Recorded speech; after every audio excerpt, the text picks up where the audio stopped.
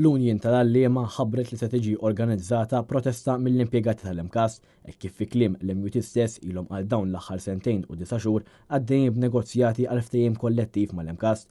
Iżda issa il-Gvern mhux lest li jkompli n-negozjati dwar dan il-ftehim kollettiv li skada 3 snin ilu. U għaldaqstant wara l-aħħar komunikazzjoni li kellha mal-Imkast, l-MUT iddikjarat li se tieħu passi ulterjuri. Bekk issejħet protesta li se tkun qed issir nhar it-tlieta 17 ta' Deċembru fl-10:15 filgħodu quddiem il-Ministeru tal-Edukazzjoni fil-Furjana fejn uffiċjali tal-MUT se jkunu qegħdin jindirizzaw kemm lill-lecturers u anke lill-midja preżenti.